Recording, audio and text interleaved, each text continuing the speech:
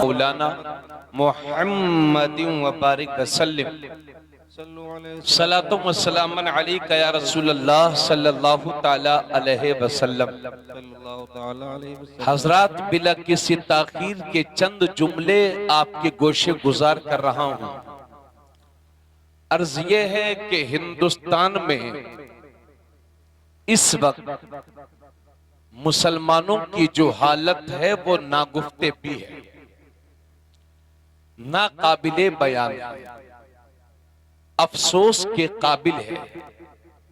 जबकि दुनिया की सबसे बड़ी जमहूरियत हमारा वतन अजीज हिंदुस्तान, जिसके जर्रे जर्रे से हर कलमा पढ़ने वाला मोहब्बत करता है, और इंशाअल्लाह ये मोहब्बतें सुबह क़यामत तक बाकी रहेंगी इंशाअल्लाह ताला। मगर सवाल ये है कि 25 से 30 करोड़ मुसलमान जो हिंदुस्तान में बसे हुए हैं और कश्मीर से लेकर के बंगाल की खाड़ी तक तकरीबन हर शहर और हर जिले में मौजूद हैं। मुल्क की दूसरी बड़ी अक्सरियत, जब हम गौर करते हैं और मुसलमानों की इस काबिले रहम हालत पर गौर करते हैं तो चंद पहलू हमारे सामने उजागर होते हैं। सबसे बड़ा मसला यह है कि जिस कौम को तालीम के मामले में दूसरों का इमाम होना चाहिए, आज वही कौम तालीम के मामले में सबसे ज्यादा पीछे है। माशाअल्लाह माशाअल्लाह, बहुत खूब। हजरात, उत्तर प्रदेश की गवर्नमेंट की तरफ से हमारे गरीब मदरसों का सर्वे होने के लिए ऑर्डर किया जा चुका है। हम इस ऑर्डर का इस्तकबाल करते हैं क्योंकि मुसलमानों के ये मुसलमानों का दाग अल्हम्दुलिल्लाह किसी भी दाग से पाक है। मुसलमानों का दामन दाग से पाक है। और मैं उत्तर प्रदेश की गवर्नमेंट से लेकर के भारत के सारे राज्य की गवर्नमेंट तक अपनी आवाज पहुंचाना चाहता हूं। एक बार नहीं, 100 बार मदरसों का सर्वे किया जाए, लेकिन इस शर्त के साथ किया जाए कि जो हमारी माली मदद हमको नहीं हासिल हो पा रही है, तो जो गवर्नमेंट से बन सकता हो वो हमारे मदरसों के लिए पेश करे। वरना हम साफ तौर से ये बताना चाहते हैं कि हमारे मदरसे सुन्नी मुसलमानों के ताउन से चलते हैं और इंशाअल्लाह ये सुबह क़यामत तक चलते रहेंगे इंशाअल्लाह ताला। इंशाअल्लाह। हजरात, ये इससे आपको कतई घबराने की जरूरत नहीं है। गवर्नमेंट को ये इख्तियार है कि हमारे मदरसों का सर्वे करा ले और हम इसके लिए खुले दामन से खुले दिल से तैयार हैं अल्हम्दुलिल्लाह। हजरात, अब आइए जरा और मसाइल पर गुफ्तगू की जाए। मैं ये अर्ज करता हूं, आज मुझे कोई धुआंधार और शोलाबार खिताब नहीं करना है। आज आप लोग यहाँ आए तो बैठ करके अपने चंद मसाइल हल करने के लिए हमें कोशिश करने चाहिए।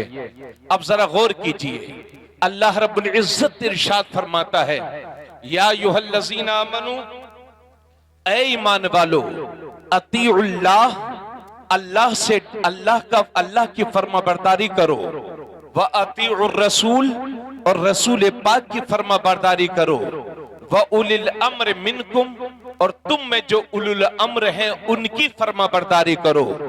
अल्लाह का हुक्म मानो, ये तो क्लियर है, यानी अल्लाह ने जो फरमाया है कुरान में, जो उसके अहकाम हैं उस पर अमल किया जाए। रसूल का हुक्म मानो, ये भी साफ है, लेकिन तुम में जो उलुल अम्र हैं इससे क्या मुराद है?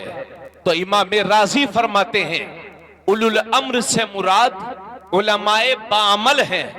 तो आयत का मफहूम ये हुआ कि ए ईमान वालो, अल्लाह का कहा मानो, रसूलुल्लाह का कहा मानो, और अपने बाअमल उलमा का कहना मानो।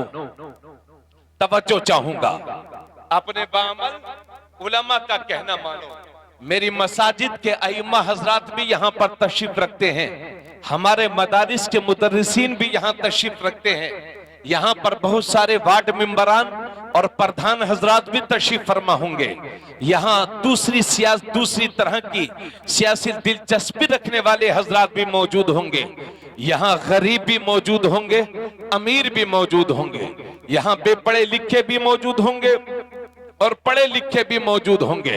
हजरात, उन सब के लिए मैं अर्ज कर रहा हूं और साफ साफ जुमलों में अर्ज कर रहा हूं, आज मुसलमानों की जो हालत काबिल रहम है, उसकी वजह यह है कि ना हमने अल्लाह के फरमान पर अमल किया है, ना हमने रसूलुल्लाह के फरमान पर अमल किया है, और ना हमने अपने बाअमल उलमा के फरमान और उनके हुक्म पर अमल किया है। हजरात, मैं ये नहीं कहता कि आप आलिम जिधर जाएं उधर चले जाओ, मैं सब आलिम की बात नहीं करता हूं। जो आलिम तो हो लेकिन उसका अमल ना काबिल बयान हो, मैं उसकी बात नहीं करता। आलिम वो है कि जो अपने इल्म पर अमल भी करता हो। हजरत उमर से किसी ने पूछा कि हुजूर आलिम किसे कहते हैं? आपने फरमाया आलिम वो है जो अपने इल्म पर अमल भी करे। हजरत उमर से किसी ने पूछा हुजूर कौन सी चीज ऐसी है जो आलिम के दिल से इल्म की नूरानियत को निकाल देती है?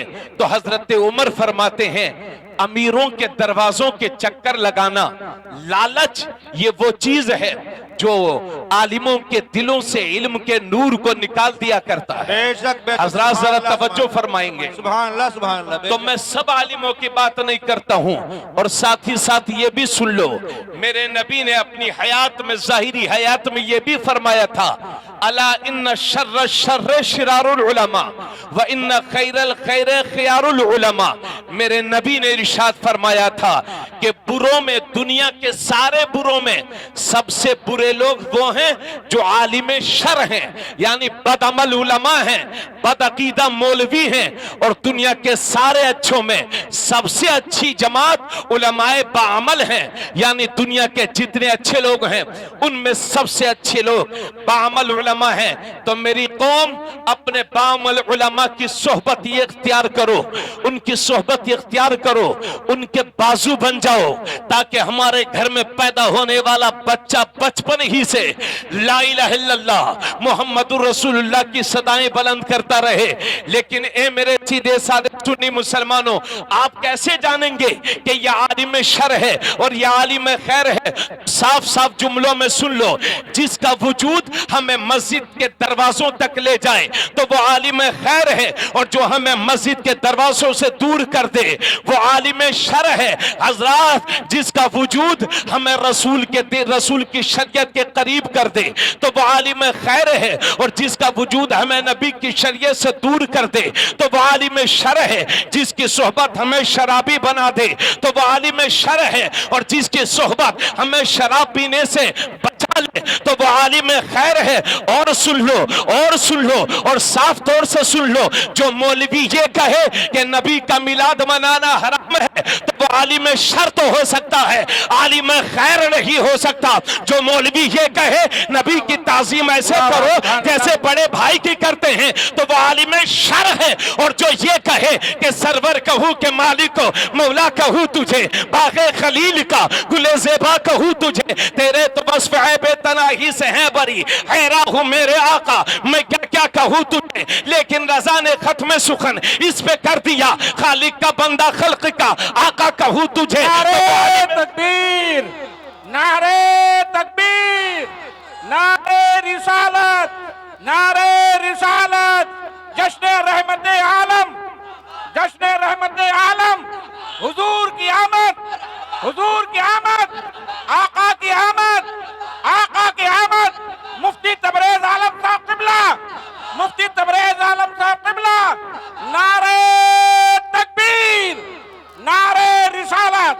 वाह वाह, सुभान अल्लाह, सुभान अल्लाह। तो जो आलिम ये कहे कि नबी को बड़ा भाई कहे वो आलिम शर है, और जो यूं कहे कि नबी को बड़ा भाई मत कहना वरना ईमान का जनाजा निकल जाएगा, तो वो आलिम खैर है। जो हिंदुस्तान के झंडे लगाने को फख्र समझे, और हम भी इस फख्र करते हैं, तो वो जो हिंदुस्तान के झंडे लगाने को फख्र से ताबीर करे, और हम भी फख्र करते हैं क्योंकि हमारे मुल्क का झंडा बहुत काबिल एहतराम है, हम सब उसका एहतराम करते हैं। तो जो भारत के झंडे का एहतराम तो करे, जमीयत उलमाए हिंद का झंडा तो लगाए, मगर नबी के मिलाद के झंडे को हराम कहे, वो आलिम शर नहीं, वो आलिम खैर नहीं, वो आलिम शर है। जो ये कहे कि नबी को तो दीवार के पीछे की खबर नहीं है, वो आलिम शर है। और जो यूं कहे कि और कोई गैब क्या तुमसे निहा हो भला, जब ना खुदा ही छुपा तुम पे करोड़ों दुरूद, वो आलिम खैर है।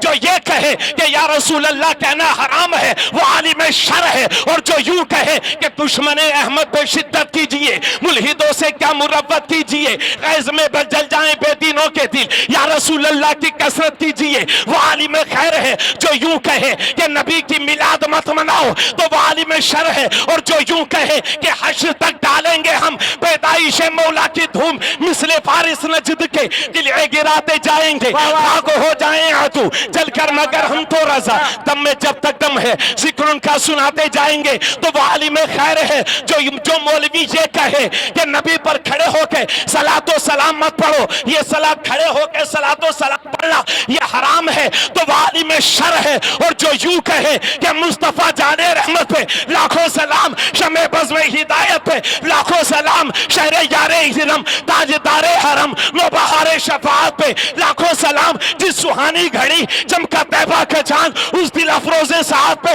लाखों सलाम। जो मौलवी ये कहे कि नबी को गैब की खबर नहीं है, जो मौलवी सुन्नियों के सीने से नबी की मोहब्बत निकाल दे, वो आलिम शर है। और जो सुन्नियों के सीनों को नबी की मोहब्बत का मदीना बना दे, वो आलिम खैर इमाम अहमद रज़ा। नारे तकबीर, नारे रिसालत, नारे रिसालत, मसलक आला हजरत हुजूर खतीबुल हिंद खलीफे हुजूर गुलज़ारे मिल्लत, नारे तकबीर, नारे रिसालत। भैया मोहल्ला बहुत कमजोर है, उधर नारा नहीं लग रहा, क्या मामला? जरा एक नौजवान खड़े होके वहां से नारा लगा दे। कमजोर नजर आ रहा, उस मोहल्ले से हाथ नहीं उठे ना नारा लगा। इन्हें सिखाना पड़ेगा हजरत, प्यार कर लिया, जिसका नतीजा यह है कि हमारे अकीदों में भी बिगाड़ पैदा हो रहा है, और हम बदआमाल भी होते जा रहे हैं। चुप ये बेटा, चुप हो। अब जरा गौर फिक्र से सुनिएगा। आज उलमाए बाअमल से दूरी का नतीजा है कि हमने इस्लाम को समझने की कोशिश ही नहीं की है। आज माफ कीजिएगा मुझे, मैं सुन्नी सहीहुल अकीदा बोल रहा हूं, आला हजरत तो मुफ्ती आजम का ये गुलाम बोल रहा है, इसलिए अर्ज करता हूं, ईमान लाने के बाद एक मुसलमान की सबसे बड़ी जिम्मेदारी है कि वो 5 वक्ता नमाज पढ़े। एक मुसलमान की सबसे बड़ी जिम्मेदारी है कि वो नमाज 5 वक्ता पढ़े। और मौजूदा हिंदुस्तान के मुसलमानों पर जो मुसीबतें आ रही हैं, ये सिर्फ और सिर्फ नमाज से दूरी बनाने का नतीजा है। अगर इसी तरह से मस्जिदों से दूर रहे, नमाजों से दूर रहे, तो मेरी कौम के जिम्मेदारों, अल्लाह की रहमत हमसे रूठी रहेगी। परवरदिगार को मना लो, एक रब के लिए झुक जाओ, दरबदर झुकने से बचे रहोगे। एक रब के लिए झुक जाओ। तो मैं ये अर्ज कर रहा हूं कि हमारे उलमाए बाअमल की सोहबत से दूरी का नतीजा यह है कि आज हम मस्जिदों से दूर हैं और सुनिए, अगर किसी मुसलमान की जेब में 2 रुपया आ गया है तो किसी दूसरे मुसलमान को सलाम करने के लिए तैयार ही नहीं है। अगर जेब में 2 रुपया और आ गया है तो कर्ज ले ले करके आज हम अपनी बहन बेटियों की शादी कर रहे हैं और दिखावा कर रहे हैं, रियाकारी कर रहे हैं, मक्कारी कर रहे हैं। याद रखिए, और उलमाए बामल से दूरी का, उलमाए बामल की सोहबत से दूरी का नतीजा यह है कि आज हम मस्जिदों से भी दूर हैं। आज हमारे अखलाक में बहुत हद तक गिरावट आ गई है। आज हम हराम और हलाल का तमीज ही नहीं कर रहे हैं। बस पैसा हो चाहे जैसा हो, यह हमारी सोच बन गई है। तो इंशाल्लाह तरतीबवार मैं चंद बातें अर्ज करूंगा, लेकिन मेरी कौम के जिम्मेदारों सब लोग बैठे हुए हैं यहाँ पर, सब लोग बैठे हुए हैं माशाल्लाह, बड़ी खामोशी के साथ तशरीफ रखते हैं। मैं ये अर्ज कर रहा हूं, ईमान लाने के बाद एक मुसलमान के लिए सबसे ज्यादा जरूरी है कि 5 वक्ता नमाजों का एहतमाम करे मुख्तलिफ सेगों के साथ। अल्लाह ने 700 बार कुरान में नमाज का जिक्र फरमाया है। कितनी बार? 700 बार अल्लाह ने कुरान में नमाज का जिक्र फरमाया है। आप सोचे सही कि हाफिज एजाज नूरी साहब जो हमारे दरमियान तशरीफ रखते हैं, ये मुझसे बड़े हैं। अगर मुझसे कोई काम कहें, हजरत ये काम कर दीजिए, मैं ना करूं तो ये दोबारा मुझसे कहेंगे, तब भी मैं ना करूं। ये तीसरी बार मुझसे कहेंगे, तब भी मैं ना करूं, तो ये चौथी बार मुझसे कहेंगे। उसके बाद मुझसे सख्त नाराज हो जाएंगे, उस काम का हुक्म भी मुझे नहीं देंगे। आप सोचे सही कि ये 3-4 बार में मुझसे सख्त नाराज हो जाते हैं। मेरा परवरदिगार आपसे 700 बार से ज्यादा फरमा रहा है, मेरे बंदो नमाज पढ़ो, मेरे बंदो नमाज पढ़ो। मगर ये मुसलमान सर झुकाने के लिए तैयार ही नहीं है। अल्लाह ने फरमाया अकीमुस्सलाह व आतुज़ ज़का, नमाज कायम करो और ज़कात दो। हजरात अब जरा आइए अहादीस रसूल का मुताला कर लें। अल्लाह के नबी इरशाद फरमाते हैं कि अल्लाह के नबी ने इरशाद फरमाया, जरा गौर से सुन लीजिए। कायनात के नबी फरमाते हैं, ए उम्मते मुस्लिमा, जब तुम्हारे बच्चे 7 साल के हो जाएं तो उन्हें मस्जिद में नमाज पढ़ने का हुक्म करो, अपने साथ ले जाओ। और जब तुम्हारे बच्चे 10 साल के हो जाएं तो नबी फरमाते हैं कि अपने बच्चों को मार मार करके नमाज पढ़ाओ। 2 बातें फरमाई हैं नबी ने। पहली बात तो ये कि जब तुम्हारे बच्चे 10 साल के हो जाएं तो उन्हें मार मार के नमाज पढ़ाओ, और जब तुम्हारे बच्चे 10 साल के हो जाएं तो उसका अपनी बहन से और बहन का भाई से सोने का बिस्तर अलग कर दो। यानी 10 साल उम्र होने के बाद कोई भाई अपनी बहन के साथ न सोए और कोई बहन अपनी बहन के साथ, भाई के साथ न सोए। ये मेरे नबी फरमाते हैं, जब तुम्हारे बच्चे 7 साल के हो जाएं तो उन्हें मस्जिद में ले जाया करो, और जब 10 साल के हो जाएं तो उन्हें मार मार करके नमाज पढ़ाओ। हालांकि 10 साल के बच्चे पर तो नमाज भी फर्ज नहीं होती, मगर मेरे नबी फरमा रहे हैं जब तुम्हारा बच्चा 10 साल का हो जाए तो उसकी नमाज की आदत डालो। हालांकि उस पर तो अभी नमाज फर्ज भी नहीं हुई है, तो इसलिए मेरे नबी फरमा रहे हैं ताकि बच्चा बालिग होने से पहले ही पहले नमाज का आदी हो जाए और बालिग होने के बाद वो छोड़ने का तसव्वुर न करे। ये मेरे कायनात के नबी फरमाते हैं। अल्लाह के नबी ने यह भी इरशाद फरमाया, जो सुबह सुबह बाजार की तरफ जाता है तो वो शैतान का झंडा लेकर के जाता है, और जो सुबह सुबह मस्जिद की तरफ जाता है तो वो अल्लाह के दीन का झंडा लेकर के जाता है। हजरात और गौर से सुन लीजिए, इसको दिल की तख्ती पे लिख लीजिए। यह है बुखारी शरीफ की हदीस। अल्लाह के नबी ने एक मौके पर इरशाद फरमाया था, ए लोगों, मेरा ये दिल करता है कि मैं किसी आदमी से कहूं, तवज्जो से सुनिएगा। अल्लाह के नबी फरमाते हैं, मेरा ये दिल करता है कि मैं किसी आदमी से कहूं कि लकड़ियों को इकट्ठा कर ले, और जब लकड़ियां इकट्ठा हो जाएं तो आका फरमाते हैं, मेरा ये दिल करता है कि किसी आदमी से कहूं कि उन लकड़ियों में आग लगा ले, आग लगा डाले, और जब लकड़ियों में आग लग जाए तो आका फरमाते हैं मेरा ये दिल करता है कि किसी आदमी से कहूं कि नमाज पढ़ाए, और जब कोई आदमी अजान दे दे और जब अजान हो जाए तो आका फरमाते हैं मेरा ये दिल करता है कि किसी आदमी से कहूं कि इमामत करे, नमाज पढ़ाए, और जब सब नमाज पढ़ने लगे, सारे मुक्तदी इक्तिदा करने लगे, इमाम मुसल्ला इमामत पर खड़े होकर के नमाज पढ़ाने लगे, तो आका फरमाते हैं उस वक्त मेरा यह दिल करता है कि उन लोगों के घरों में चले जाऊं जो मस्जिद में हाजिर नहीं हुए हैं और उन लोगों के घरों को आग लगा डालूं।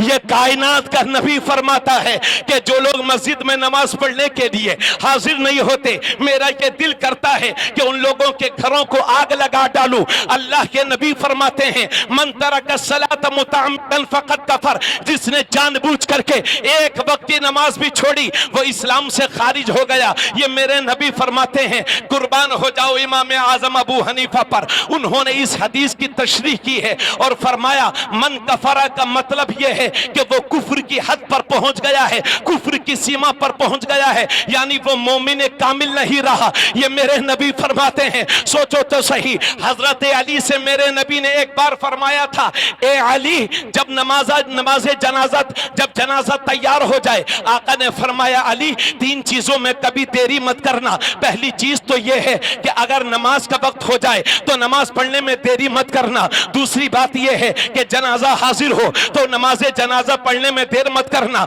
और अगर किसी बेवा का कुफू मिल जाए तो फिर उसका निकाह करने में देर मत करना। ये कायनात के नबी फरमाते हैं। और महाराज नगर वालों और अतराफ के सुन्नी मुसलमानों, अपने भाई की इस बात को दिल की तख्ती पर नोट कर लो। नबी ने एक मौके पर नमाज का जिक्र किया था और फरमाया था कि जो नमाज नहीं पढ़ता तो जो नमाज पढ़ता है, नमाज उसके लिए तीन सबब बनती है। आका ने फरमाया जो नमाज पढ़ता है तो नमाज उसके लिए नूर का जरिया बनती है, जो नमाज पढ़ता है नमाज उसके लिए मगफिरत का जरिया बनती है, जो नमाज पढ़ता है नमाज उसके कमाल ईमान की दलील होती है। उसके बाद मेरे नबी फरमाते हैं जो नमाज नहीं पढ़ता नमाज उसके कमाल ईमान की दलील नहीं होगी, जो नमाज नहीं पढ़ता नमाज उसके लिए नूर का जरिया नहीं होगी, जो नमाज नहीं पढ़ता नमाज उसके लिए मगफिरत का जरिया नहीं होगी। उसके बाद मेरे नबी फरमाते हैं जो नमाज नहीं पढ़ता उसका हश्र कारून के साथ होगा, फिरौन के साथ होगा, हामान के साथ होगा, उबई बिन खलफ के साथ होगा। तो ए लखीमपुर खीरी के सुन्नी मुसलमानों, अगर अपना हश्र कारून के साथ जाते हो तो नमाज मत पढ़ो, अपना हश्र फिरौन के साथ जाते हो तो नमाज मत पढ़ो, अपना हश्र हामान बिन खलफ के साथ जाते हो तो नमाज मत पढ़ो, और अपना हश्र मेरे नबी के साथ जाते हो तो नमाज पढ़ो, गौसे आजम के साथ उठना चाहते हो तो नमाज पढ़ो। नारे तकबीर, नारे रिसालत, मसलक आला हजरत हुजूर खतीबुल हिंद, नारे तकबीर, नारे रिसालत। जरा जोर से बोलिए सुभान अल्लाह। नमाजों की पाबंदी करें। ए भैया मोटरसाइकिल वालों, अरे बैठ जाओ यार, क्या पटर पटर लगाए हो।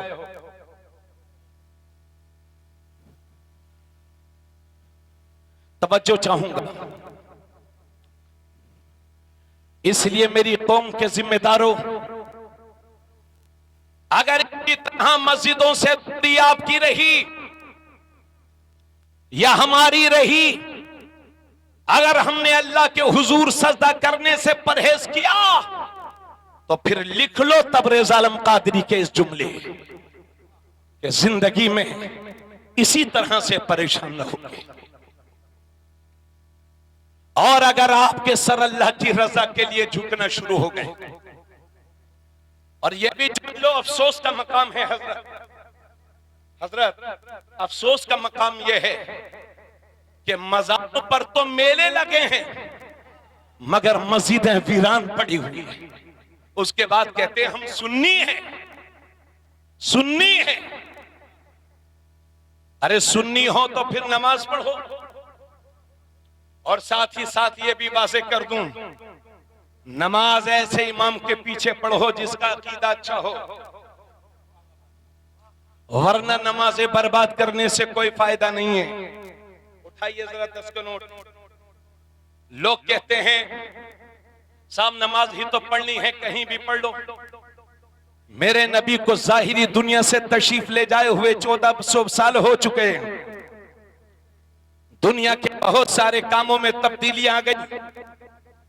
क्या आप नहीं समझ सकते कि दीन इलाही जो अल्लाह का दीन इस्लाम, इसको मिटाने के लिए कितनी साजिश की गई, और आज तक ये कोशिश की जा रही है कि सुन्नी मुसलमानों के दिलों को रसूलुल्लाह की मोहब्बत से खाली कर दो।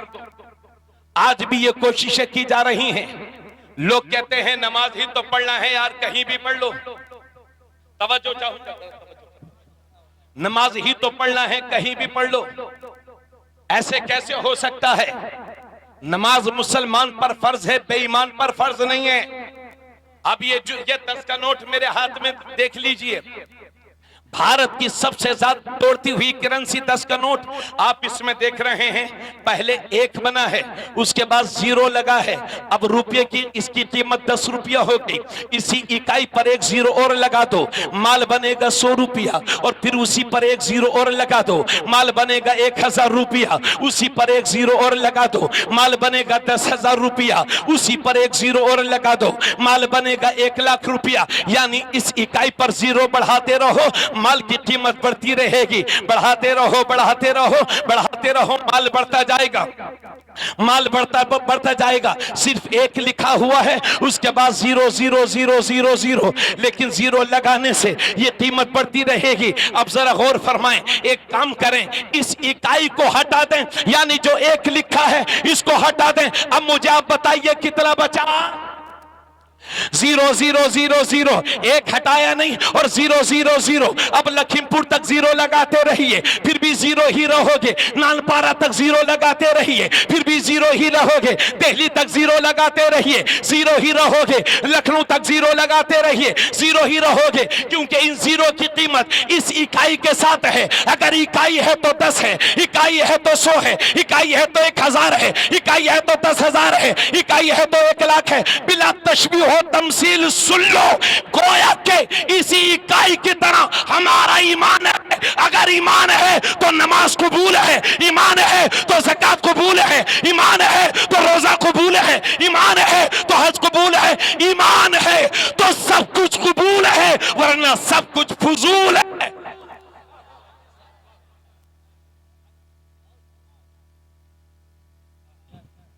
अगर ईमान है तो सब कुछ ठीक,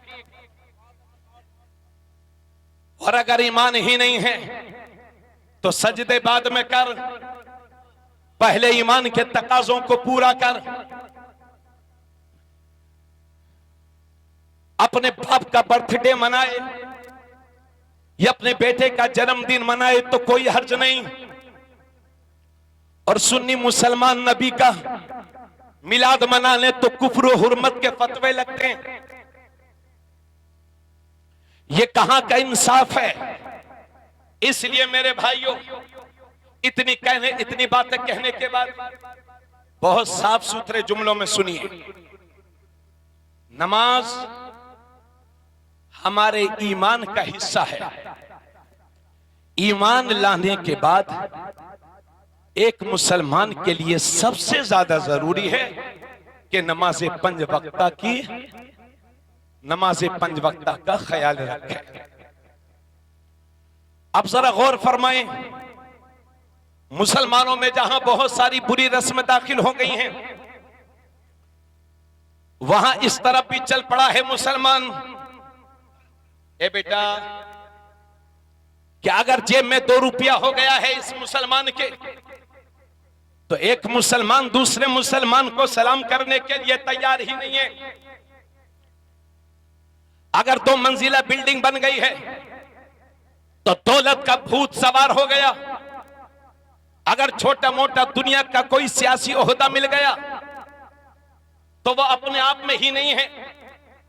अगर अल्लाह ने चलने के लिए कार दे दी है तो फिर कार में बैठने के बाद ये अपने आप को फिरौने वक्त समझने लगा है। आलम यह है, और सुन लो साफ तौर से, हमारे कैरेक्टर का घटता हुआ, ये घटती हुई हालत है हजराते गिरामी। तो आज हमारी हालत ये है कि एक मुसलमान दूसरे मुसलमान को सलाम करने के लिए तैयार नहीं है। बोलिए ये सही है कि गलत? सही, सारा मजमा बोले ये बात सही है कि गलत? अब जरा बात जब सही है तो फिर आखिर इसका कोई हल निकालना चाहिए या नहीं निकालना चाहिए? किससे हल निकालेंगे? तो वो एक ही कायनात के दूल्हा हैं, वो मेरे पैगंबर इस्लाम हैं। उनकी शान सुनो और उनका फरमान सुनो। मेरे नबी ने एक बार सहाबा की मजलिस में इरशाद फरमाया था, ए मेरे सहाबा, क्या मैं वो चीज तुम्हें ना बताऊं कि जिस पर तुम अमल कर लो तो तुम में आपस में मोहब्बतें पैदा हो जाएं? तो सहाबा किराम अर्ज करते हैं, या रसूल अल्लाह जरूर बताएं वो बात कि जिस पर हम अमल कर लें तो हम में आपस में मोहब्बतें पैदा हो जाएं। तो अल्लाह के नबी इरशाद फरमाते हैं, ए मुसलमानों, अगर आपस में मोहब्बतें चाहते हो तो एक दूसरे को सलाम किया करो। आका ने फरमाया, आपस में मोहब्बतें चाहते हो तो एक दूसरे को सलाम किया करो।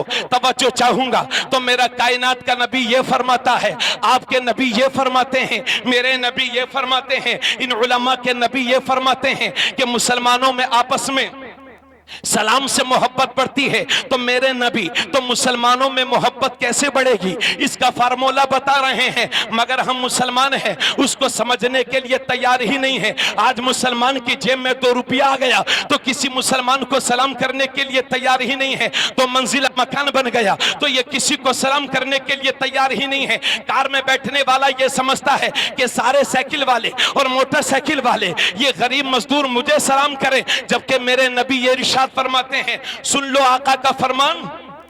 मेरे नबी ने इरशाद फरमाया, हुक्म शरा ये है, आका का इरशाद ये है कि जो अच्छी सवारी पर चल रहा हो उसे चाहिए कि जो कमतर सवारी पर चल रहा हो उसे सलाम करे। मतलब ये है कि जो कार से जा रहा हो उसे चाहिए कि मोटरसाइकिल वाले को सलाम करे।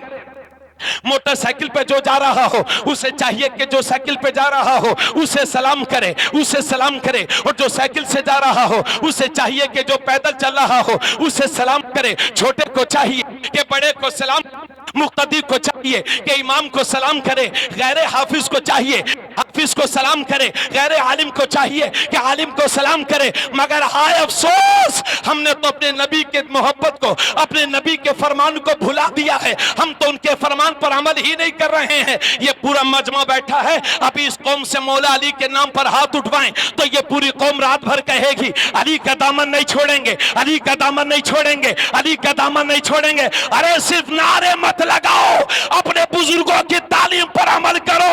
वही मौला अली फरमाते हैं कि मुनाफिक है वो जो इंतजार करे कि लोग मुझे सलाम करें, और मोमिन है वो जो बढ़ करके पहले अपने भाई को सलाम करे।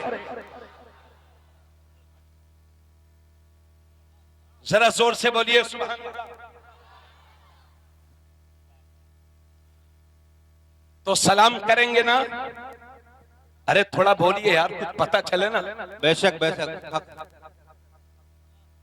क्यों भैया, सलाम करेंगे ना इंशाअल्लाह। एक मुसलमान जब दूसरे मुसलमान को देखेगा तो सलाम करेगा ना? इंशाअल्लाह जरूर करेंगे। मगर ये सलाम करने के बजाय गुड मॉर्निंग सिखा रहा है अपने बच्चों को। बेटा गुड मॉर्निंग बोलो, बेटा टाटा बोलो, बेटा बाय बाय बोलो। ये हम सिखा रहे हैं अपने बच्चों को। जरा गौर फरमाएं। माइक तो बहुत देर से डिस्टर्ब कर रहा था।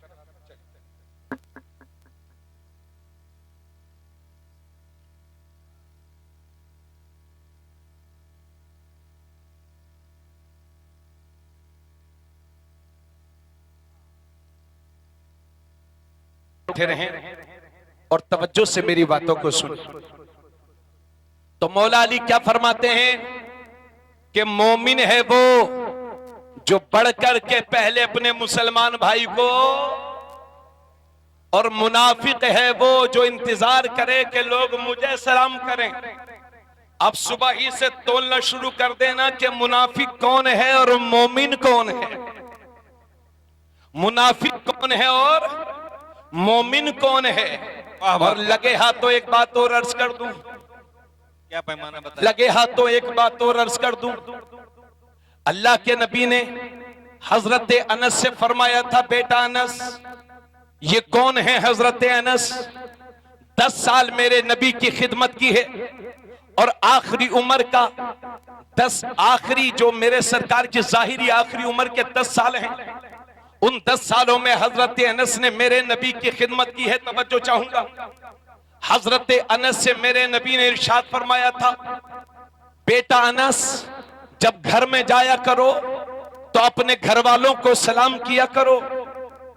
थोड़ा सा मिल तवज्जो से नहीं सुने आप लोग, बोलिए थोड़ा सा। आका ने फरमाया, अनस बेटा जब घर जाया करो तो घर वालों को सलाम किया करो, क्योंकि सलाम की बरकतें अल्लाह तुझे भी अता फरमाएगा और तेरे घर वालों को भी अता फरमाएगा। बेशक। तो ये मेरे नबी फरमाते हैं कि मुनाफिक है वो जो इंतजार करे कि लोग मुझे सलाम करें, और मोमिन है वो जो बढ़ करके पहले अपने भाई को सलाम करे। और एक बार सहाबा ने अर्ज किया था, या रसूल अल्लाह, जब दो मुसलमान आपस में मिलते हैं तो उनमें पहले सलाम कौन करता है? तो नबी फरमाते हैं, जब दो मुसलमान आपस में मिलते हैं तो उनमें पहले सलाम वो करता है कि जिसका रिश्ता अल्लाह से मजबूत होता है, सुभान अल्लाह, सुभान अल्लाह, जिसका ताल्लुक अल्लाह से मजबूत होता है, सुभान अल्लाह। जो अल्लाह का नेक बंदा होगा वो पहले सलाम करेगा। लेकिन एक बात लगे हाथ और सुन लीजिए, हम पूरे हिंदुस्तान में सलाम करेंगे। नूरी साहब अस्सलाम वालेकुम, अजहरी साहब अस्सलाम वालेकुम, हाफिज कारी गुलाम मुरसलीन साहब अस्सलाम वालेकुम, अशहर भाई अस्सलाम वालेकुम, इमाम साहब अस्सलाम वालेकुम, मुक्तदी साहब अस्सलाम वालेकुम, नमाजी साहब अस्सलाम वालेकुम, हाजी साहब अस्सलाम वालेकुम। पूरे गांव में सलाम करके जब हम घर पहुंचते हैं तो मुंह बंद। अब हम अपनी बीवी को सलाम नहीं करते। सदरुल अफाजिल अल्लामा सैयद नईमुद्दीन मुरादाबादी फरमाते हैं कि ये हिंदुस्तान के मुसलमानों में बहुत बुरी रस्म घर कर गई है कि सबको तो सलाम करते हैं मगर अपनी बीवी को सलाम नहीं करते। इसी मजमे में हजरत आधे से ज्यादा लोग वो बैठे होंगे जिन्होंने 70-80 साल की जिंदगी गुजार दी मगर आज तक बीवी को सलाम नहीं किया। और अगर किसी दीनदार लड़के की शादी हो और वो शादी के बाद अपनी बीवी को सलाम कर दे अस्सलाम वालेकुम, और उसकी माँ को पता चल जाए तो माँ पूरे गांव में घूम घूम के बताती है, लो जी लो, हमारा बेटा तो जुमा 8 दिन मेहरुआ का गुलाम बन गया है। ये हमारी सोच है, ये हमारी घटिया सोच है। मुसलमानों, इस घटिया सोच से बाहर निकलने की कोशिश करो। अपने नबी के फरमान को फॉलो करो, नबी के फरमान पर अमल करो। उनका जो फरमान है वही शरीयत है और उनके फरमान से जो हटा वही तबीयत है। इसलिए मेरे दोस्त, नबी के फरमान पर अमल करो। तो लोग यूं कहते हैं, अगर किसी ने नेक दीनदार लड़के ने अपनी बीवी को सलाम कर लिया तो उसकी माँ कहती है मेरा बेटा बीवी का गुलाम हो गया है। जबकि हदीस शरीफ से साबित है, बुखारी शरीफ से साबित है कि जब मेरे नबी अपने घर में दाखिल होते थे तो अपनी बीवियों को सलाम किया करते थे। पता चला बीवियों को सलाम करना यह बीवी का गुलाम का तरीका नहीं है, मेरे नबी के गुलाम का तरीका है। नारे तकबीर, नारे रिसालत, अल्लामा तबरेज़ साहब क़िबला, फैज़ान आला हजरत, फैज़ान हुजूर बुबले हिंद, नारे तकबीर, नारे रिसालत। तो अब आप मुझे ये बताइए कि जिंदगी ऐसे ही चलती रहेगी या फिर अमल भी करेंगे? तो घर जाके सलाम करेंगे इंशाअल्लाह, इंशाअल्लाह। नहीं, ये शायर लोग हाथ बहुत उठवाते हैं, हम तो एक बार भी नहीं उठवाते, लेकिन अब आपके हाथ में उठे हुए देखना चाहता हूं। घर जाकर के सलाम करेंगे घर वालों को इंशाअल्लाह, इंशाअल्लाह। सब मिलके कहें इंशाअल्लाह, इंशाअल्लाह, और सब जोर से बोले इंशाअल्लाह, इंशाअल्लाह। अच्छा, एक मजे की बात और है, मैं नानपारा में रहता हूं, रामपुर में मेरा घर है। कभी कभी 10-10 टोपी वाले होते हैं और हम एक को भी सलाम नहीं करते। और इंशाल्लाह जिंदगी की आखिरी सांस तक करेंगे भी नहीं। किन लोगों को नहीं करेंगे? नबी ने फरमाया अगर उनसे मुलाकात हो फला तुसल्लिमुहुम, तो उन्हें सलाम मत करना। अगर उनसे मुलाकात हो तो उन्हें, ये हदीस शरीफ से साबित है, नोट कर लें मेरी इस बात को, हदीस में है ये। आका ने फरमाया उनसे मुलाकात हो तो उन्हें सलाम मत करना। पता चला हुजूर के जमाने में भी दीन के मुनाफिक थे, आज भी हैं, इसलिए दीन के मुनाफिकों को सलाम नहीं किया जाएगा। अरे जोर से बोलिए, दीन के गद्दारों को सलाम, दीन के मुनाफिकों को सलाम। और ये भी सुन लो, कान खोल के सुन लो, आपका अगर मेरा रिश्ता आपसे अच्छा है तो मैं आपको सलाम करूंगा। तवज्जो चाहूंगा इस खास जुमले पर पूरे स्टेज की। अगर बात अच्छी लगे तो दिल भर के दुआएं दीजिएगा। अगर मेरे ताल्लुक और आपके ताल्लुकात अच्छे हैं तो मैं आपको सलाम करूंगा, आप मुझे सलाम करेंगे, आप मुझे सलाम करेंगे, मैं आपके सलाम का जवाब दूंगा। ये तब होगा जब हमारे ताल्लुकात अच्छे होंगे। और अगर ताल्लुकात अच्छे नहीं हैं, ताल्लुकात अच्छे नहीं हैं तो ना आप मुझे सलाम करेंगे और ना मैं आपको सलाम करूंगा। तो फिर ये भी सुन लो कि हमारे ताल्लुक अच्छे हैं तो हम सलाम करेंगे और ताल्लुक अच्छे नहीं हैं तो हम सलाम नहीं करेंगे। तो फिर ये भी सुन लो, जिसका ताल्लुक नबी से अच्छा है वो नबी पर सलाम पढ़ता है, और जिसका ताल्लुक नबी से अच्छा नहीं है वो नबी पर सलाम नहीं पढ़ता।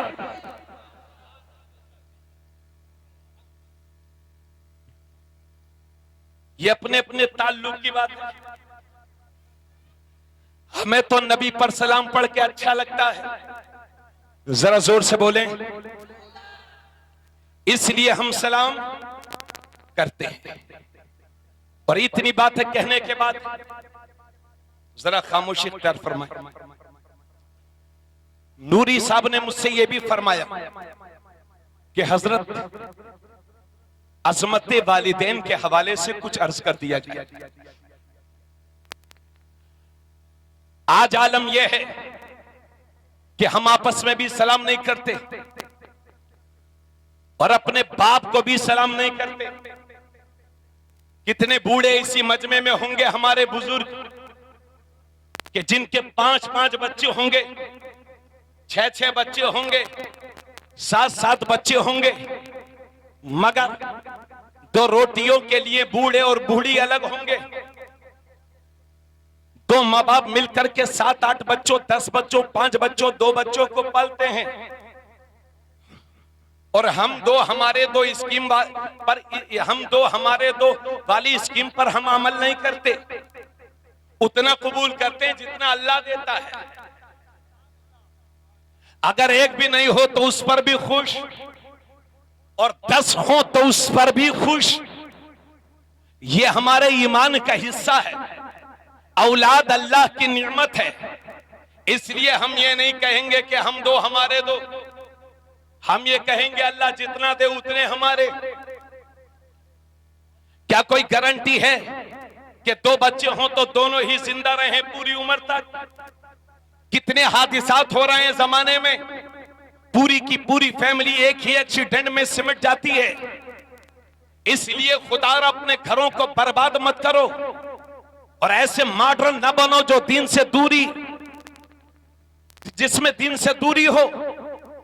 अब जरा तवज्जो फरमाएं, तो बहुत सारे भाई वो हैं जो एक दूसरे को सलाम तो नहीं करते मगर अपने बाप को भी सलाम नहीं करते।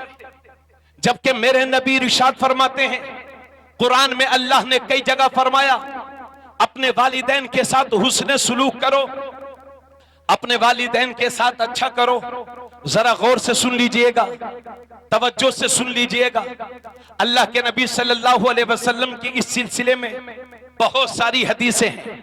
अल्लाह के नबी इरशाद फरमाते हैं, बाप की रजा अल्लाह की रजा बाप की रजा में है, और अल्लाह की नाखुशी, अल्लाह की नाराजगी बाप की नाराजगी में है। ये मेरे नबी ने साफ साफ फरमाया कि अगर बाप खुश तो अल्लाह खुश, अगर बाप नाराज तो अल्लाह नाराज। और 100 बातों की एक बात अर्ज कर रहा हूं, सब सुने हजरत। 100 बातों की एक बात, अल्लाह के नबी ने इरशाद फरमाया, ए मेरे सहाबा, अपने माँ बाप के चेहरों की जियारत किया करो, अपने माँ बाप के चेहरों की जियारत किया करो। आका फरमाते हैं कि जो एक बार अपने माँ बाप के चेहरे की जियारत करता है तो अल्लाह से एक हज मकबूल का सवाब अता फरमाता है। कितना? एक हज मकबूल। अभी वो केरला वाला बाबू पैदल हज करने चला गया तो लोगों ने शौकी बना लिया, और हमारे अशद भाई ने भी शेर पढ़ दिया कि पैदल मदीना चले जाओ। तो जिसकी किस्मत में पैदल लिखा है वो पैदल जाएगा, और जिसकी किस्मत में पैदल नहीं लिखा वो पैदल भी नहीं जा पाएगा, ना हवाई जहाज ना पानी के जहाज से जा पाए। लेकिन ए गरीबो, अगर तुम्हारे माँ बाप जिंदा है तो हज मकबूल का सवाब तो अल्लाह तुम्हें अपने तुम्हारे घर में ही अदा फरमाता है। आका ने इरशाद फरमाया, जो एक बार अपने माँ बाप के चेहरे की जियारत कर ले, अल्लाह उसे एक हज मकबूल का सवाब अता फरमाता है। ये भाइयों, हज मकबूल क्या होता है? किसे कहते हैं हज मकबूल? हज मकबूल उस हज को कहते हैं जो अल्लाह की बारगाह में कबूल हो गया हो। भाइयों, सबके हज अल्लाह की बारगाह में थोड़ी कबूल होते हैं। दूसरे की जमीन मार के बैठा है, चला है हज करने, दूसरों की मेड़ों पर मेड़ काट रहा है और चला है उम्रा करने, सूद पे सूद खा रहा है, दाढ़ी लंबी कर ली है, चला है हज करने, गरीबों पर जुल्म कर रहा है, चला है हज करने, मुंह पे मार दिया जाएगा ऐसा तेरा हज। किसे कहते हैं हज मकबूल? हजरत हज मकबूल किसे कहते हैं? तो मेरे भाइयों, सबके हज थोड़ी कबूल होते हैं। और सुनो, काबा शरीफ में जो एक पत्थर लगा हुआ है जिसे हम हजरे अस्वद कहते हैं, ब्लैक स्टोन कहते हैं, ये एक जन्नती पत्थर है। जब जन्नत से आया था तो बिल्कुल सफेद था, लेकिन गुनाहों को चूसते चूसते काला पड़ गया है।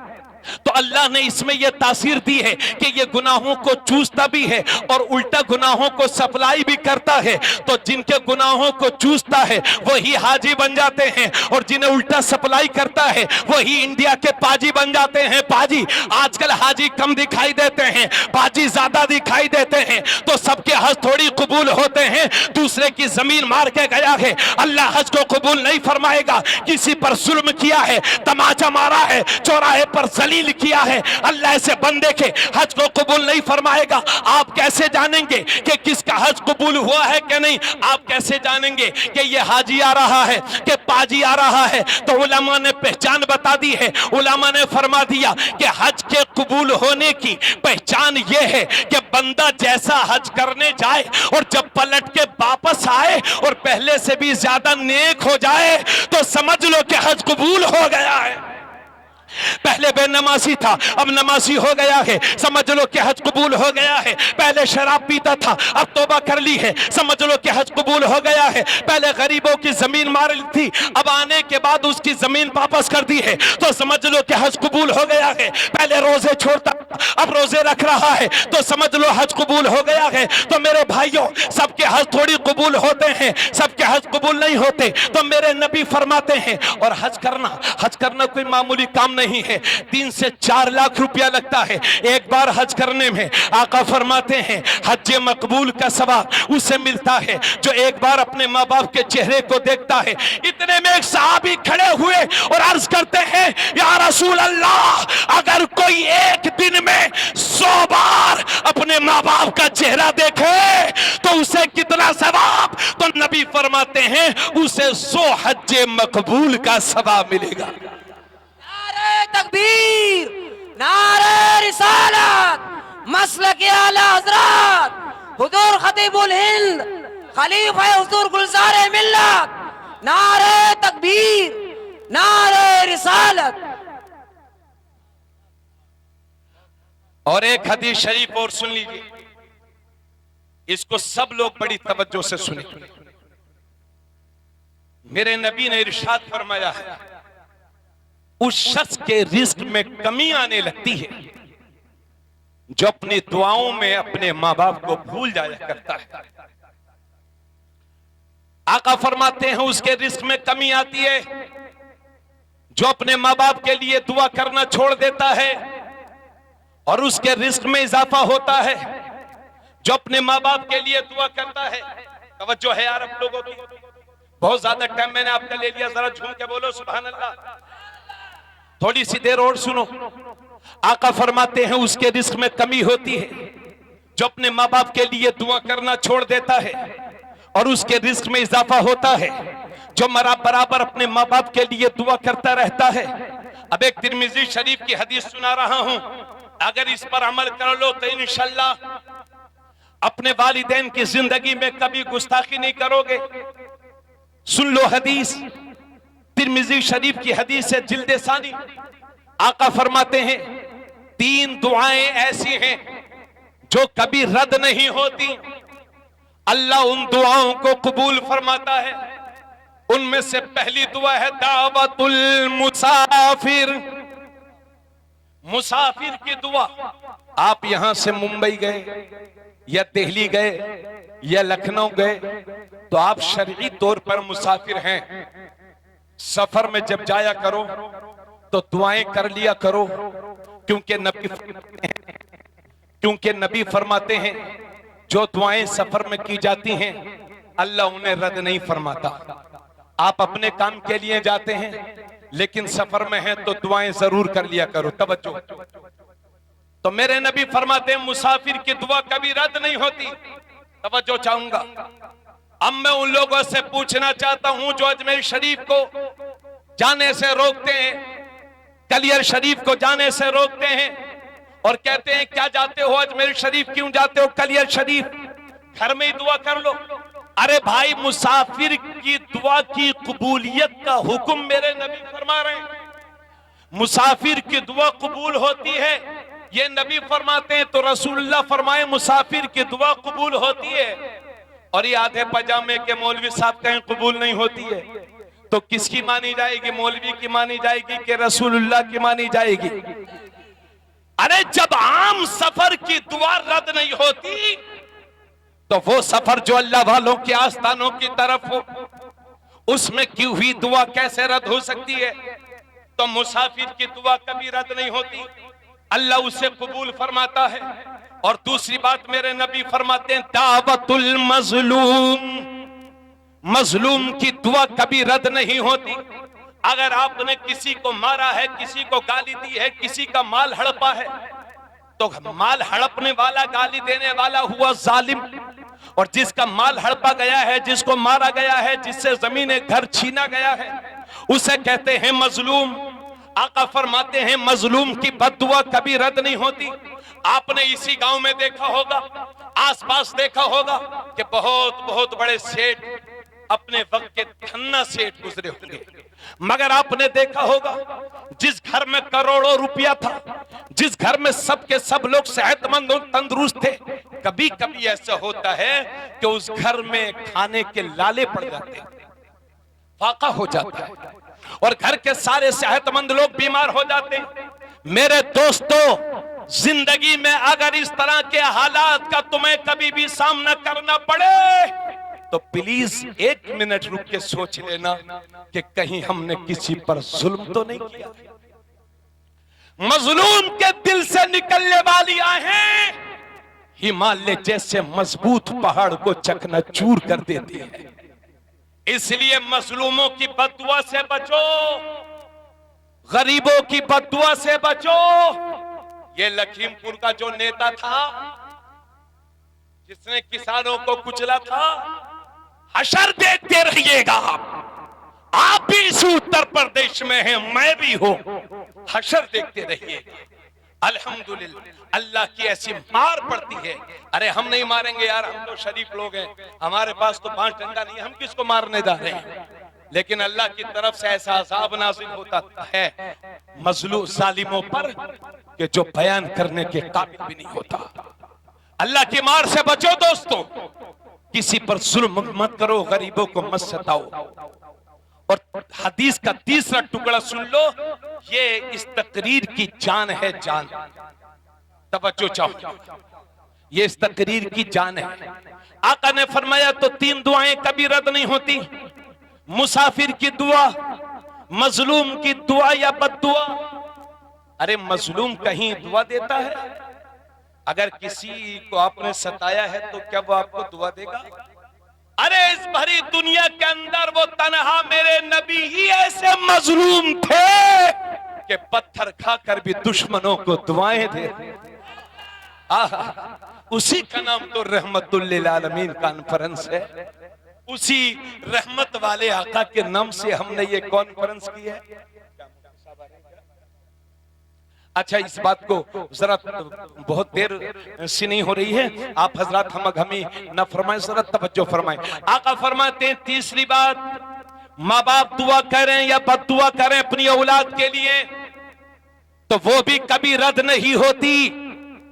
अगर माँ बाप अपनी औलाद के लिए दुआ कर दें तो वो भी कबूल, और बद्दुआ कर दें वो भी कबूल। और सुन लो, उसी तिरमिजी में यह भी लिखा है, नबी फरमाते हैं कि जब माँ बाप के हाथ अपनी बच्चों के लिए दुआ के लिए या बद्दुआ के लिए उठते हैं तो अल्लाह के रहमत के दरमियान और माँ बाप के हाथों के दरमियान जितने पर्दे होते हैं वो सब हटा दिए जाते हैं। अगर माँ बाप दुआ कर दें तो वो भी, बद्दुआ कर दें तो वो भी कबूल। हजरत इस जुमले को जरा गौर फरमाएंगे सभी लोग, पूरा मजमा मैं गारंटी दे रहा हूं आपको अल्लाह के करम से। चलिए मुफ्ती साहब भी आ गए, वो आ जाएं तो फिर उसके बाद हम लोग इंशाल्लाह, आप लोग कहीं भी नहीं जाएंगे माशाल्लाह, बहुत खूबसूरत जलसा।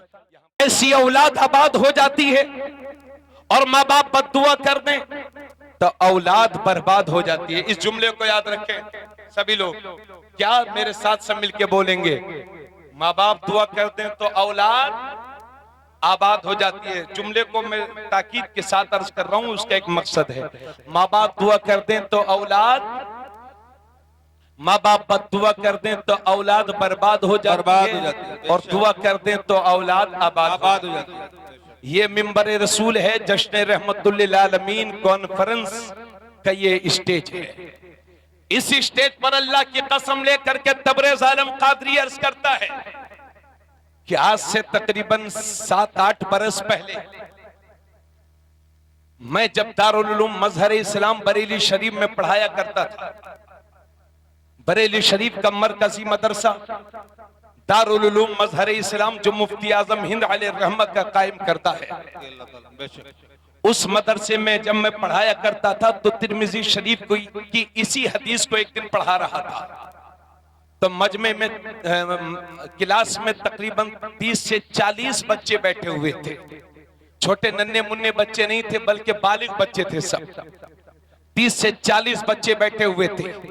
इसी हदीस को पढ़ाते हुए मैंने अर्ज किया कि अगर माँ बाप दुआ कर दें तो औलाद आबाद हो जाती है, माँ बाप बद्दुआ कर दें तो औलाद बर्बाद हो जाती है। जब मेरी इस तशरीह को एक बिहार के लड़के ने सुना तो वो कहने लगा, हजरत आप क्या बात करते हैं, हमारे बिहार में हमारे गांव में तो एक आदमी है, उसकी माँ पहले वो साइकिल से चलता था तो उसकी माँ बहुत गालियां देती थी, तो माँ ने जब गालियां देना शुरू की तो उसने मोटरसाइकिल खरीद ली, और जब माँ ने मोटरसाइकिल खरीदी तो फिर माँ ने, बेटे ने जब मोटरसाइकिल खरीदी तो माँ ने और ज्यादा गालियां देना शुरू की, बद्दुआ देना शुरू की। तो उसने कार खरीद ली, और जब उसने कार खरीद ली तो माँ ने और ज्यादा बद्दुआ देना शुरू की, गालियां देना शुरू की। तो हजरत वो तो जमीन पे जमीन, प्लाट पे प्लाट खरीद रहा है। ये उस बच्चे की बातों का मफहूम था जो मैं अपने जुमलों में अर्ज कर रहा हूं। वो ये कोई जवाब नहीं था, मुझ पर सख्ता तारी हो गया और मैं सोचने लगा ये अल्लाह इस बच्चे का जवाब दूं तो क्या दूं, मगर वो शहर था आला हजरत का, मदरसा था मुफ्ती आजम का, फैजान तादुश शरिया जारी हुआ। मैं सोच ही रहा था क्या जवाब दूं, इतने में बंगाल का एक लड़का उस बिहार वाले से बोला, अरे पागल, माँ दिल से बद्दुआ ही कब करती है, माँ की ज़बान पर कुछ और होता है और माँ के दिल में कुछ और होता है। नारे तकबीर, नारे रिसालत मसलक आला हजरत हुजूर खतीबुल हिंद खलीफा हुजूर गुलजार मिल्लत, नारे तकबीर, नारे रिसालत। माँ दिल से बद्दुआ ही कब करती है? बताओ मुझे आप लोग, बोलो बोलो, क्या माँ दिल से बद्दुआ करती है किसी की? वो कहती है जब तक शाम को जल्दी नहीं आएगा तो खाना नहीं दूंगी। ये लफंगा 11 बजे आया, लोंडो के साथ बैठ कर के मोबाइल देख रहा था, खैनी चबा रहा था, गुटके खा रहा था। मां ने कहा था जल्दी नहीं आएगा तो खाना नहीं दूंगी, लेकिन ये उसके बावजूद 11 बजे आया। पता चला अभी बेचारी मां ने खाना ही नहीं खाया। तो मेरे दोस्त, माँ बाप की जबान पर जो जारी होता है वो अल्लाह की तरफ से जारी होता है। इसलिए धरती पर अगर तुम्हारे लिए सबसे बड़ी कोई नियमत है तो वो तुम्हारे माँ बाप हैं। इसलिए उनके चेहरों की जियारत करो और हज मकबूल का सवाब घर में ही हासिल करो। खुश करो अपने माँ बाप को, राजी कर लो अपने माँ बाप को। आका फरमाते हैं उनके कदमों के नीचे जन्नत है। बोलो सुभान अल्लाह। इतनी बातें कहने के बाद मैं 5 मिनट आपका और लूंगा और बात करूंगा हिजाब पर। मुल्क का सबसे बड़ा फेमस मसला जो इस टाइम चल रहा है वो है मुसलमान लड़कियों का, औरतों का पर्दा। कर्नाटक से यह मसला उठा और दुनिया भर में यह मौजूए बहस बन गया। अभी सुप्रीम कोर्ट में ज़ेरे बहस है। लोग इंतजार कर रहे हैं कि सुप्रीम कोर्ट से कब फैसला आएगा, हाई कोर्ट से क्या आएगा। तो सुन लो, सुप्रीम कोर्ट के फैसले का हमें इंतजार है, हाई कोर्ट के फैसले का हम इंतजार करेंगे। मगर एक मुसलमान के लिए बहैसियत मुसलमान कुरान का हुक्म सबसे ज्यादा अहमियत का हामिल है। यार आप लोग समझ नहीं पा रहे बात। मुसलमान के लिए सुप्रीम कोर्ट, हाई कोर्ट का ऑर्डर आएगा, हम लोग पढ़ेंगे, देखेंगे, संविधान की रोशनी में बात करेंगे, अपनी बात रखेंगे। उम्मीद है कि हमारी ही उम्मीदों के मुताबिक फैसला आएगा। लेकिन अल्लाह का हुक्म कुरान में जो है वो मुसलमानों के लिए बहुत जरूरी है। इस टाइम मुसलमानों का सबसे बड़ा मसला बेपर्दगी का है। तवज्जो चाहूंगा, ये हमारे यहां पर सैकड़ों बहनें आई हुई हैं। कर्नाटक से ये मसला उठा जिसे हिजाब कहते हैं, और इंडिया की ये दोगली मीडिया, बिकाऊ मीडिया कहती है कि साहब ये हिजाब मुसलमानों का आपसी मसला है, कुरान में इसका कोई हुक्म नहीं है, ये हिंदुस्तान के मुसलमानों का कल्चर है। ये इंडिया की मीडिया कहती है कि कुरान में हिजाब का कोई हुक्म नहीं है। तो इंडिया की मीडिया भी सुन ले, हक सुन ले पूरी दुनिया। कुरान में 7 बार हिजाब का जिक्र आया है। कितनी बार? 7 बार। आप भी याद करके जाओ कितनी बार हिजाब का हुक्म आया है। अल्लाह ने इन औरतों को हुक्म दिया है कि जब अपने घरों से निकलें तो पर्दे के साथ निकलें। याद रहे कुरान में बुर्का का लफ्ज नहीं आया है कि बुर्का पहन के निकलें, पर्दा करके निकलें। तो अगर जिस कपड़े से पर्दा हो वो सही है, वरना ऐसा बुर्का जिसे पहन तो लिया है लेकिन नजरें इधर से उधर भटक रही हैं, ऐसा बुर्के का कोई मतलब नहीं है। अब जरा गौर से सुन लीजिए, अल्लाह ने इन मुसलमान औरतों को पर्दा करने का हुक्म दिया है।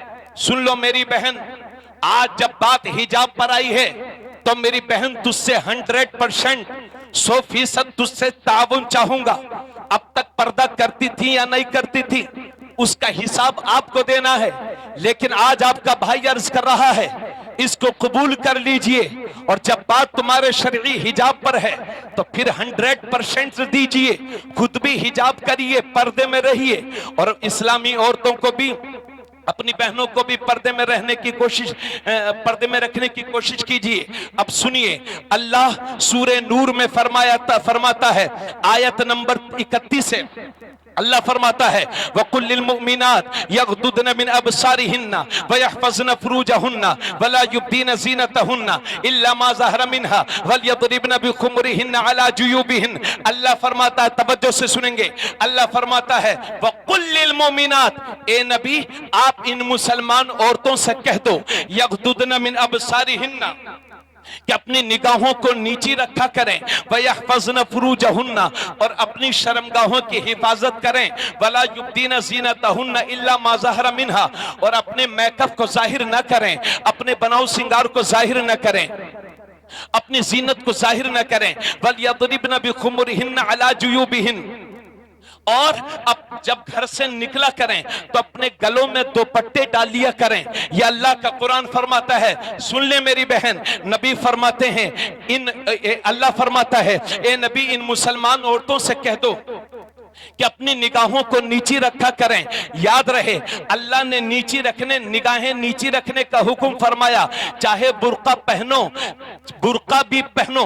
कभी कभी ऐसा होता है कि औरतें बुर्के भी पहने रहती हैं लेकिन मार्केट में जाकर के अजनबी मर्दों से आंखें भी मिलाती रहती हैं। इसलिए अल्लाह ने जहां पर्दे का हुक्म दिया है वहां यह भी फरमाया है कि औरतें अपनी निगाहें नीची रखें, क्योंकि पहले नजर भटकती है और जब नजर भटकती है तो दिल में खटक पैदा होती है, जब खटक पैदा होती है तो इरादे जन्म लेते हैं, सोच जन्म लेती है और जब सोच जन्म लेती है तो शहवत का गलबा होता है और जब शहवत का गलबा होता है तो इंसान का ये कदम जिना की तरफ बढ़ता है। याद रखें जिना की पहली सीढ़ी ये बदनजरी है, बदनजरी। इसलिए अल्लाह ने इन औरतों को हुक्म दिया कि अपनी निगाहों को नीची रखें। याद रहे मुसलमानों, जिना से नस्ब बर्बाद होते हैं, जिना से नस्ल खराब होती हैं। मौला अली फरमाते हैं जानी के रिस्क में कमी आ जाती है। अल्लाह के नबी फरमाते हैं हीना यज़नी ज़ानी ला यज़नी वहुवा मोमिन, जानी जिस वक्त जिना करता है वो मोमिन नहीं रह जाता,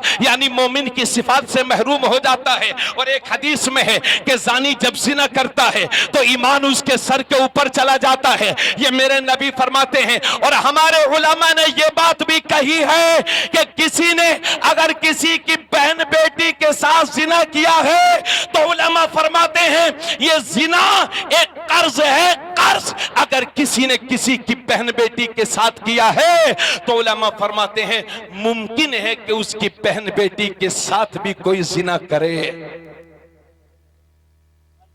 इसलिए अपनी बहन बेटियों की इज्जत महफूज चाहते हो तो खुद दूसरों की बहन बेटियों पर नजरें डालने से बचो। अरे मुझे बताओ भाई, पहले नजर भटकती है ना यार? आप लोग तो ऐसे बोल रहे हो जैसे कुछ जानते ही नहीं है। पहले नजर तो भटकती है, तब बात आगे बढ़ती है।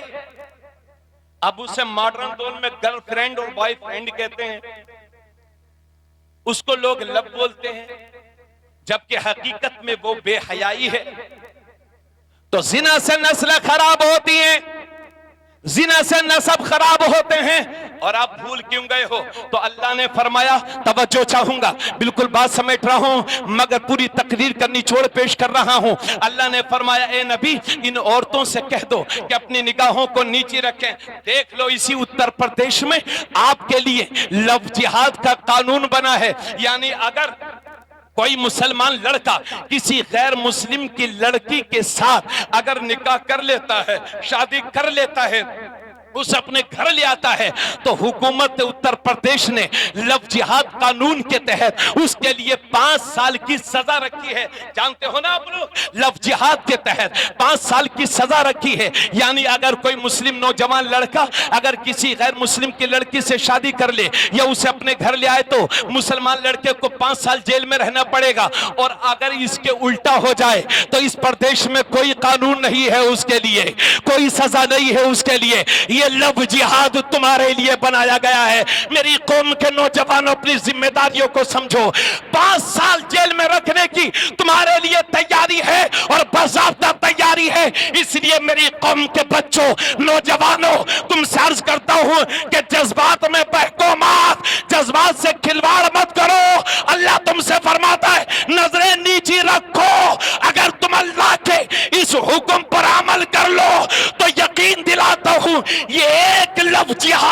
नहीं, अगर जैसे हजारों कानून भी बन जाएं तो इसी जमीन के नीचे दफन हो जाएंगे। अरे बोलो बोलो बोलो। आप अल्लाह के कानून पर अमल कर लो, लव जिहाद खत्म हो जाएगा उत्तर प्रदेश से। तो औरतों के लिए फरमाया कि निगाहें नीचे रखें। इसका यह मतलब नहीं है कि मर्द जो चाहे वो करें। आयत नंबर 31 में औरतों को हुक्म हुआ है कि औरतें निगाहें नीचे रखें। और चूंकि औरतों से ज्यादा नजरें मर्द की भटकती हैं, बाज लोग बुढ़े हो जाते हैं मगर जज्बात उनके बिल्कुल नौजवानों की तरह, मुंह में आंत नहीं, पेट में दांत नहीं, मगर हौसला आसमान से बातें करे। और फिर क्या कहते हैं मालूम है कि साफ दिल अच्छा होना चाहिए। दिल का पर्दा होता है, आंखों का पर्दा नहीं होता। तो सुन लो बूढ़े मियां या बिगड़े हुए नौजवानों, बिगड़े हुए बूढ़ों, बिगड़े हुए मौलवी मुल्लाओं, सब सुन लो, अल्लाह का हुक्म सबके लिए है। अल्लाह फरमाता है वकुल्लिल मोमिनीन यगुद्दू मिन अबसारिहिम व यहफजू फुरूजहुम। अल्लाह फरमाता है नबी, इन मुसलमान मर्दों से कह दो कि अपनी निगाहें नीची रखा करें। अरे बोल नहीं रहे आप लोग, समझ नहीं रहे क्या? अल्लाह ने फरमाया कि मर्द अपनी निगाहें और अपनी शर्मगाह की हिफाजत करें। यह अल्लाह फरमाता है क्योंकि औरतों से ज्यादा नजरें मर्दों की भटकती हैं, इसलिए अल्लाह ने मर्दों के लिए पहले फरमाया है, औरतों के लिए पहले फरमाया है। मगर इस मुसलमान को क्या कहिए, अगर 2-4 करोड़ का मालिक हो गया है तो इसकी तो बोली ही बदल जाती है। ये कहते हैं ये साफ पर्दा और हिजाब जो है ये मौलवियों के घरों में होता है, ये मॉडर्न घरों में नहीं होता। दिल अच्छा होना चाहिए साहब, दिल अच्छा होना चाहिए। नजर का पर्दा थोड़ी होता है, आंखों का पर्दा थोड़ी होता है, नजरों का पर्दा होना चाहिए, दिल अच्छा होना चाहिए, आंखों का पर्दा नहीं होता।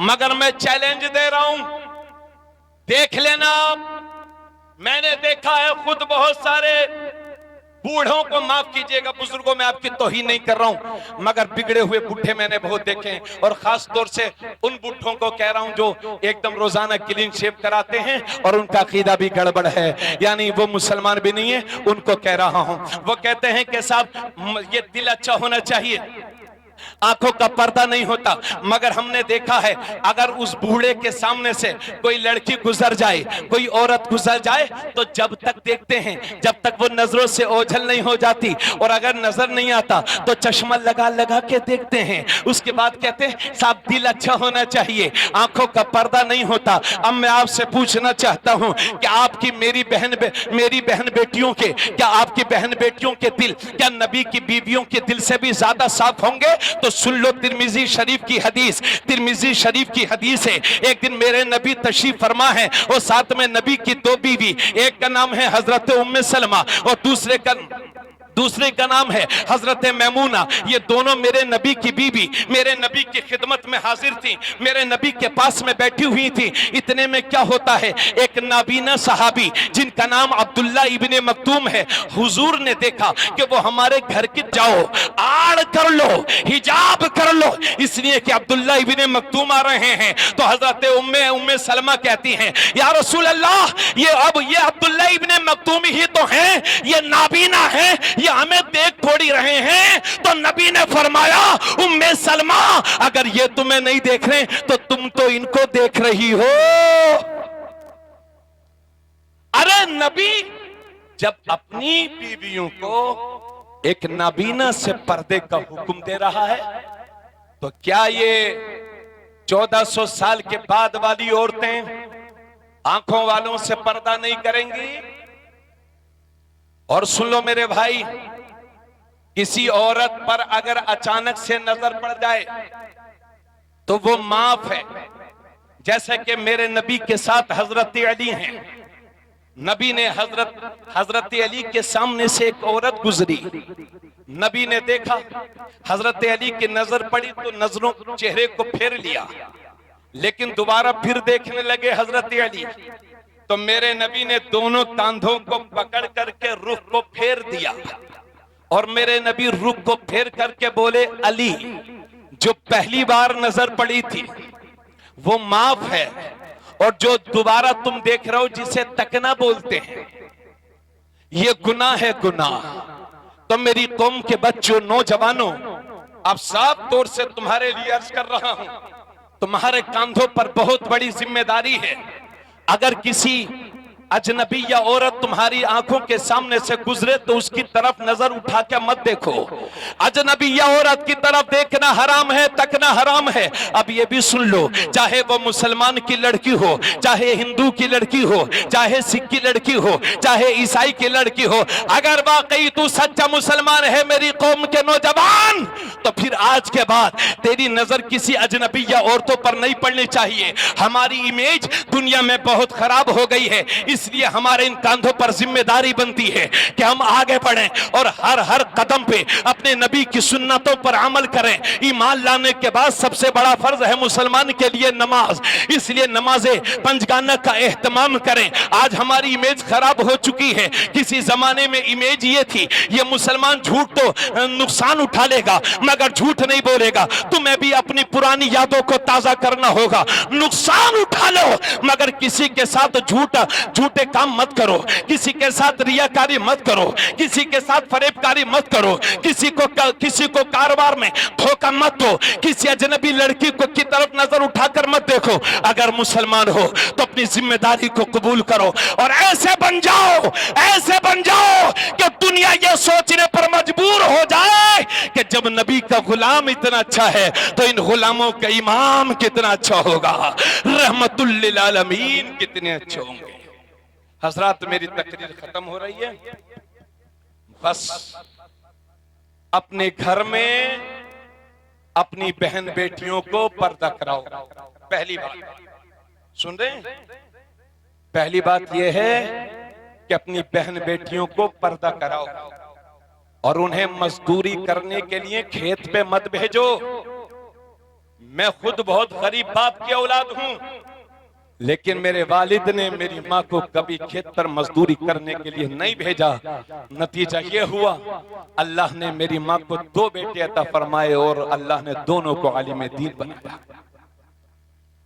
पर्दा करें औरतें, आज गुर्बत बर्दाश्त कर लो मगर शरीयत के दायरे में रहो तो तुम्हारी नस्लों में इंशाल्लाह कहीं ना कहीं इनकलाब जरूर आएगा।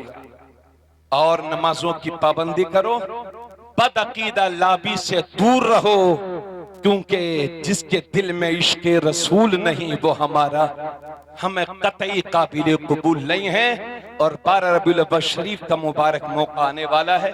चूंकि वक्त बहुत हो गया इसलिए मैं तकरीर को खत्म कर दे रहा हूं। हर घर पर झंडा लहराओ और सब्ज झंडा, हरा झंडा लहराओ। अगर वो न मिले तो दूसरी तरह का भी लहरा सकते हैं। वो इस बात की निशानी होगी कि ये झंडा आशिक़े रसूल के घर की पहचान है। अभी हमने 15 अगस्त को घर घर देश का झंडा लगाया था, तो फिर 12 रबीउल अव्वल शरीफ को घर घर नबी का झंडा क्यों नहीं लगा सकते? तो हर घर में झंडा लगाओ। और 12 रबीउल अव्वल शरीफ को अगर आपके यहाँ जुलूस निकालता हो तो गुजारिश करता हूं, डीजे बाजे के साथ नाचते गाते मत जाइएगा, इसका ख्याल रखिए।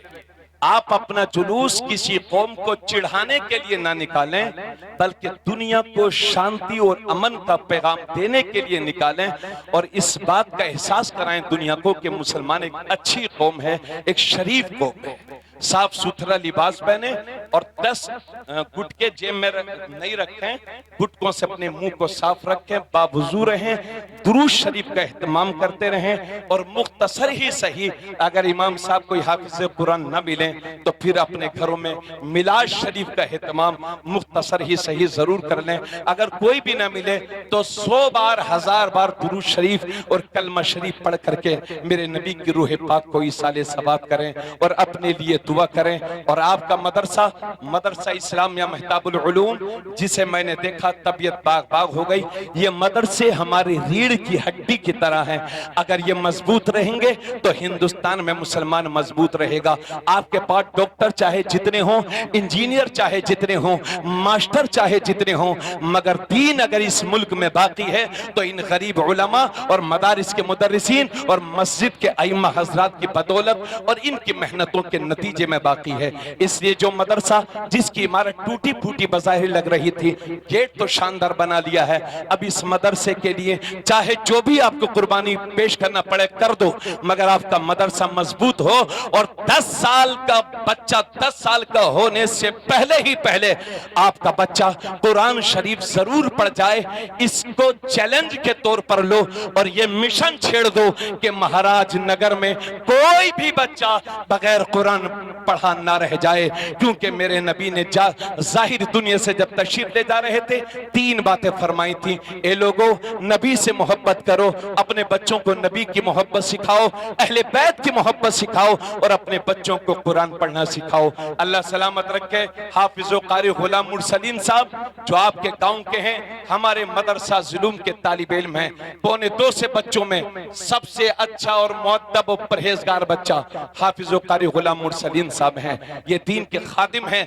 अपनी जाती रंजिशें इन उलमा पर ना निकालो, बल्कि इनकी मदद करो, इनसे मोहब्बत करो, इनका ताबुन करो, इनकी सोहबत इख्तियार करो। अल्लाह आप सबको सलामत रखे। वमा अलैना इल्लल बलाग। अस्सलामु अलैकुम व रहमतुल्लाहि व बरकातुहू।